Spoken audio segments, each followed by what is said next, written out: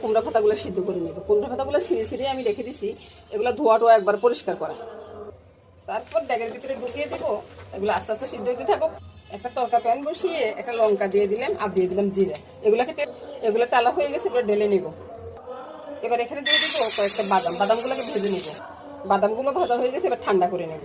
কুমড়া পাতা সিদ্ধ হয়ে গেলে জলটা চিপে তারপরে নিয়ে নিলাম। এখন ব্লেন্ডার থেকে, আসলে বন্ধুরা মুখে দিব একটু আসছে, ব্লেন্ডার না, ওই যে থেকে একটু ভালো একটা জল নিয়ে একটু জল দিয়ে দিলাম। এবার নুন চিনিটা দিয়ে দিলাম। নুন চিনিটা দিয়ে দিলাম। আমি কিন্তু ব্লেন্ডারে করব, সবগুলো একসাথে দিয়ে দেবো। বাদাম জিরা সবকিছু একসাথে দিয়ে ব্লেন্ডারে করে নিচ্ছি। আপনারা চাইলে শিল্পাটাও করতে পারেন।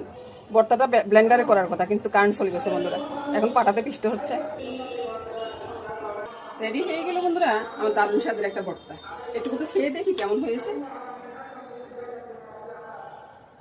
দারুণ।